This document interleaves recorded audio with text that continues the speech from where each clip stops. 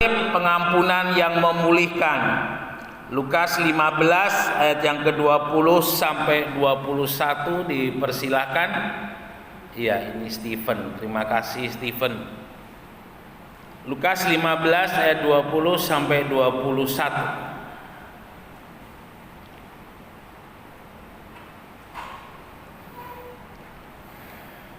Lukas 15 ayat 20 sampai 21.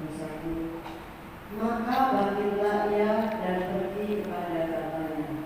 Ketika ia masih jauh, ayahnya telah melihatnya. Lalu tergeraklah hatinya oleh belas kasihan. Ayahnya itu berlari mendapatkan dia, lalu merangkul dan mencium dia. Kata anak itu kepadanya, "Bapa, aku telah berdosa terhadap surga dan terhadap Bapa. Aku tidak layak lagi disebutkan anak Bapa." Ya, terima kasih.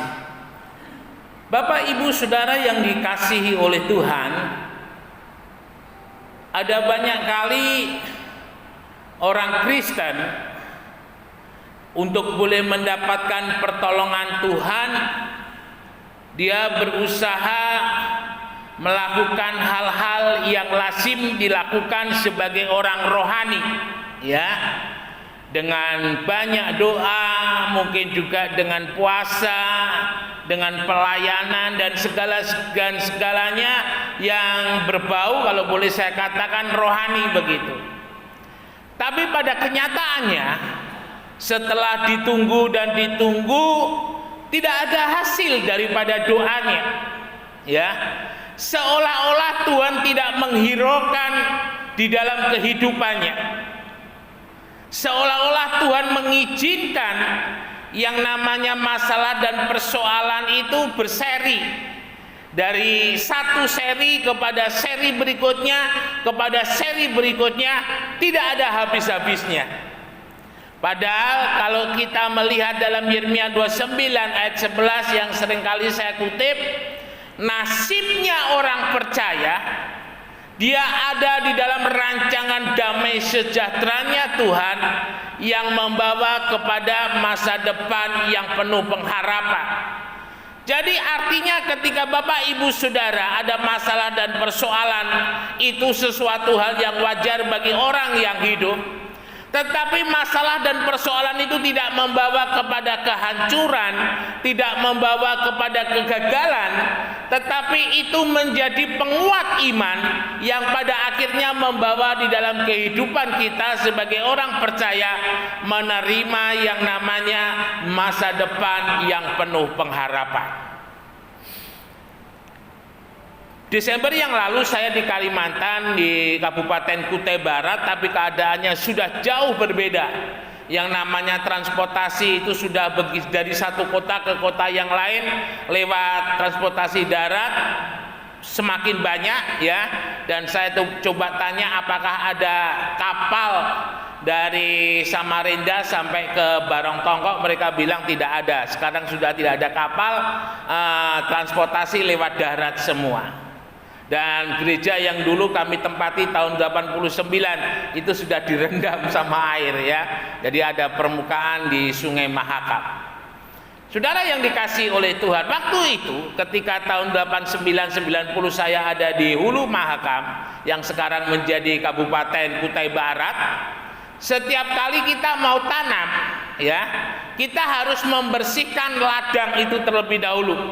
Jadi di ladang itu rumputnya tinggi sekali, dan saya ingat waktu itu diingatkan, "Nak, kalau kamu mau bantu di ladang kamu pakai baju lengan panjang, karena rumputnya itu ternyata tajam." Saudara, saya nggak menghiraukan, dan ketika saya mau bantu selesai itu badan itu seperti diiris-iris, ya, kena rumput. Nah, setelah itu kemudian dibakar. Nah, setelah dibakar beberapa waktu kemudian barulah ditanami. Jadi artinya tanah itu tidak ditanami sebelum dibersihkan. Saudara yang dikasihi oleh Tuhan, gambarannya seperti itu. Salah satu faktor yang mungkin hari ini belum saudara terima pemulihan, terima berkat, terima janji Tuhan. Salah satu faktor mungkin yang ada dalam kehidupan kita, tanah hati hati kita belum dibersihkan, tanah hati kita belum disucikan.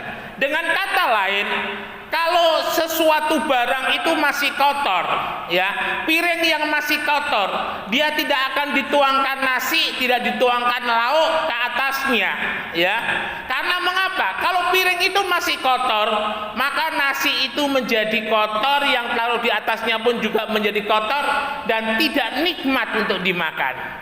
Tetapi jika wadahnya itu sudah bersih, maka apapun yang taruh di sana itu akan menjadi nikmat.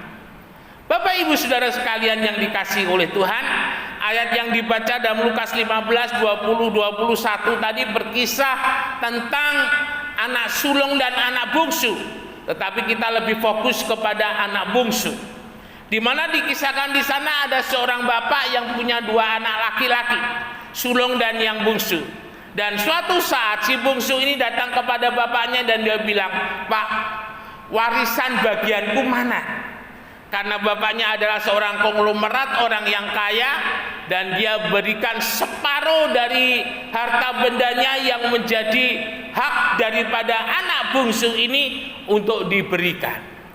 Bapak Ibu Saudara yang dikasihi oleh Tuhan, menarik, firman Tuhan menuliskan bapak itu menjadi sedih, ya, ketika anaknya meminta harta warisan dan pergi.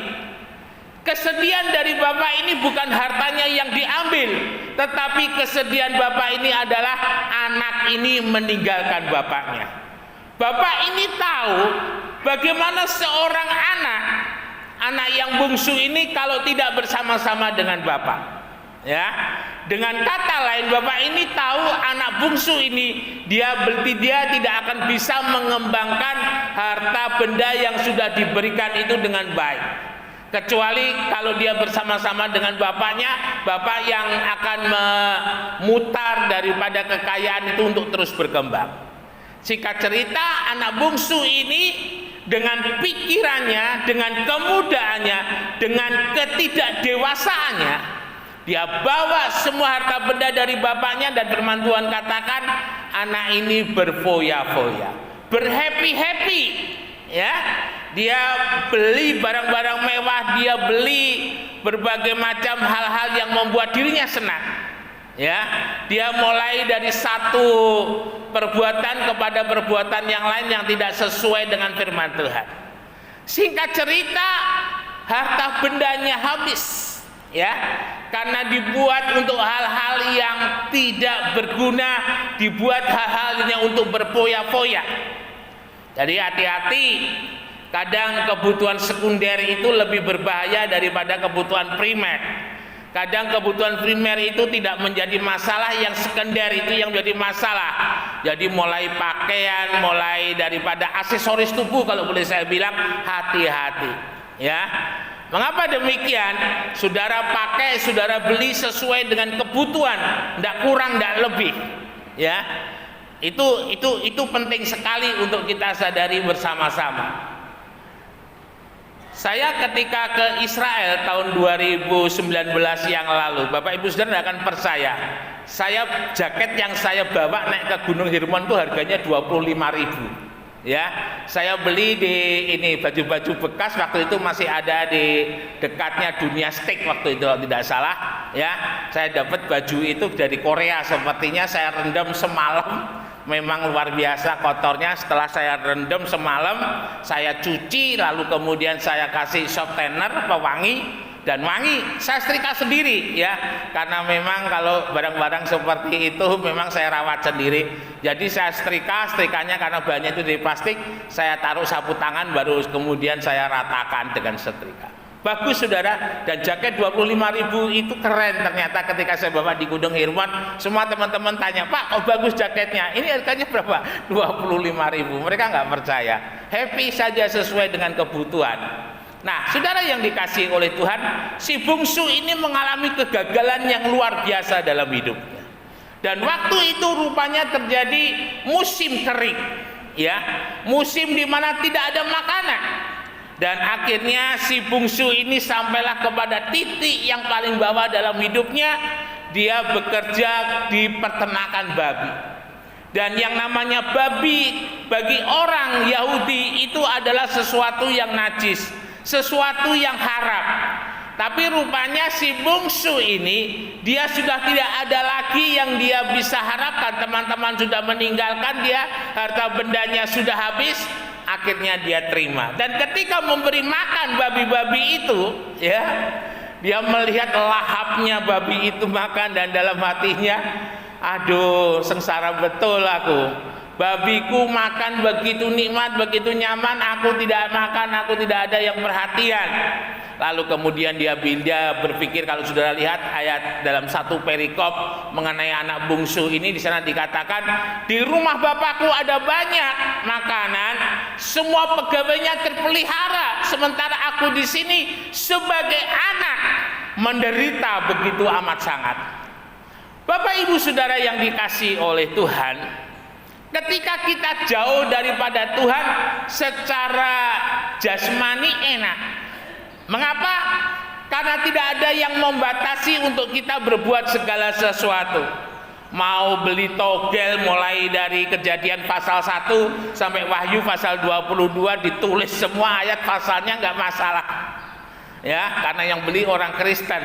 Jadi kalau pasang togel juga pakai ayat firman Tuhan. Ya, kira-kira seperti itu. Saudara mau mabuk dari pagi sampai malam, tidak ada masalah.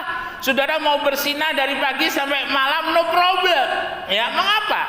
Karena ketika kita jauh dari Bapa, yang menguasai dalam hidup kita ini adalah hawa nafsu, keinginan daging kita, dan itu tidak terkendali. Ya. Nah, Bapak Ibu Saudara sekalian yang dikasihi oleh Tuhan, ketika seseorang membuat dosa itu menjadi benar karena mereka jauh daripada Bapa. Ya, ketika orang Kristen itu dia melakukan kejahatan itu menjadi sebuah kebenaran, itu karena dia jauh dari Bapa. Jadi jangan heran ada orang Kristen yang begitu tenang dia melakukan kejahatan, begitu tenang dia membunuh, begitu tenang dia terlibat dengan narkoba meskipun masih pelayanan, begitu tenang dia berbuat kejahatan meskipun dia juga seorang aktivis gereja. Mengapa? Karena hatinya jauh dari Bapa. Tapi ingat baik-baik, ketika kita jauh daripada Tuhan, apapun yang kita perbuat, apapun yang kita lakukan, usaha apapun yang kita kerjakan, ingat baik-baik dan garis bawahi, hasilnya semuanya adalah 0, 0, 0 dan 0. Ya, artinya tidak ada hasil sama sekali ketika hidup ini jauh dari Bapa. Pagi hari ini kita diingatkan oleh dua orang penjahat yang disalib bersama-sama dengan Tuhan. Satu penjahat mengatakan, jika engkau adalah Mesias, biarlah engkau turun dan membebaskan kami. Tapi penjahat yang satu berbicara, dia tidak berhak untuk berada di salib. Dia orang benar, dia orang baik. Lalu kemudian penjahat yang satu ini mengatakan, Tuhan, kalau engkau datang kembali yang kedua, ingatlah akan aku. Dan Yesus katakan, hari ini juga engkau ada bersama-sama dengan aku di Firdaus. Saudara yang dikasihi oleh Tuhan, apa yang dilakukan oleh penjahat yang ada di sebelah daripada Tuhan ini adalah sebuah ungkapan, kalau boleh saya katakan, satu pengakuan bahwa dia mau disucikan, bahwa dia mau dibersihkan. Ya, saya tiba-tiba diingatkan, mungkin saudara ada orang yang belum saudara ampuni, silahkan pagi hari ini untuk saudara ampuni, ya. Karena itu akan mengganggu berkat saudara kalau saudara tidak mengampuni. Tapi kalau saudara mengampuni, Tuhan akan mencurahkan berkatnya luar biasa. Tiba-tiba saya diingatkan seperti itu pagi hari ini. Ya, kembali kepada firman Tuhan.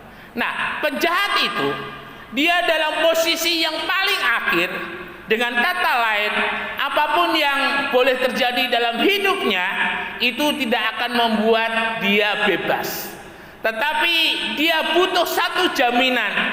Ketika dia menutup mata, ketika rohnya, jiwanya terlepas dari tubuhnya, Tuhan menjamin keselamatan yang ada untuk dimiliki daripada penjahat ini. Nah, Bapak Ibu Saudara sekalian yang dikasihi oleh Tuhan, si bungsu yang sudah jatuh miskin ini, dia kembali kepada Bapa. Apakah Bapa menolak? Firman Tuhan justru katakan dari jauh Bapak ini sudah melihat Bapak itu adalah anaknya. Mungkin dari cara jalannya ya, kalau baunya mungkin ya sudah amit-amit kalau boleh saya bilang. Bapak ini tidak jijik, Bapak ini tidak merasa kamu kotor.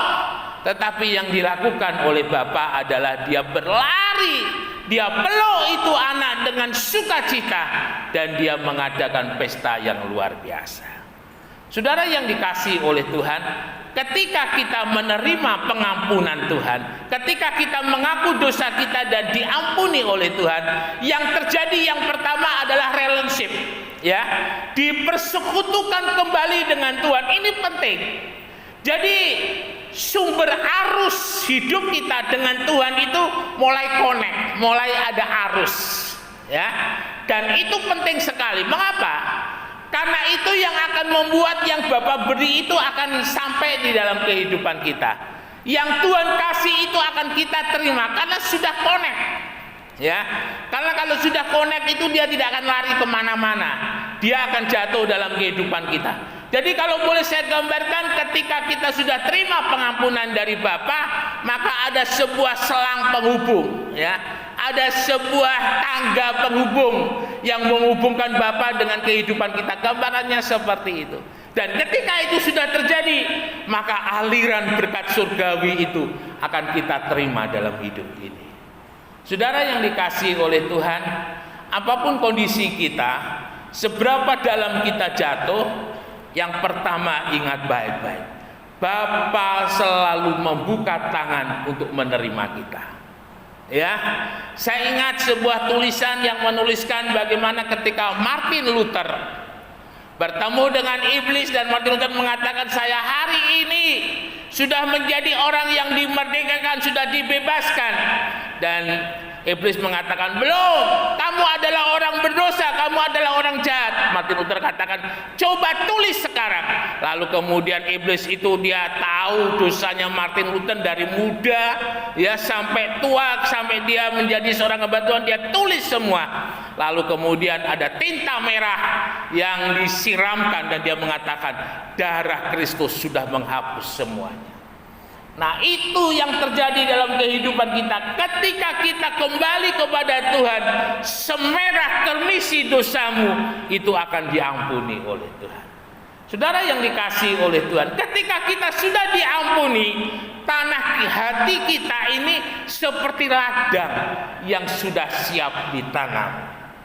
Ya, seperti ladang yang sudah siap ditabur benih berkat, benih damai sejahtera, benih sukacita, benih kesehatan untuk turun di atas kehidupan kita. Ini luar biasa sekali. Dan ketika si bungsu ini pulang, baju yang lama ditinggalkan, dikenakan baju yang baru yang bersih, dan dikenakan cincin sebagai tanda miliknya Bapa, sebagai tanda miliknya Bapa. Bapak Ibu yang dikasihi oleh Tuhan, ingat arti kata penabusan, agorazo, ex agorazo, dan lutro, ya. Jadi si bungsu ketika cincin itu dikenakan oleh Bapa di tangannya, dia sedang menerima yang namanya lutro. Lutro adalah kebebasan meminta dan menerima apa yang dipunyai oleh Bapa. Rasanya seperti hal yang terlalu simpel, rasanya seperti hal yang sulit diterima oleh akal. Ingat, orang benar hidup oleh karena iman yang timbul dari pendengaran akan firman Tuhan. Dan saudara harus ingat, firman Tuhan itu adalah Allah. Ya, jadi artinya ketika kita percaya kepada firman Tuhan, kita percaya kepada Allah.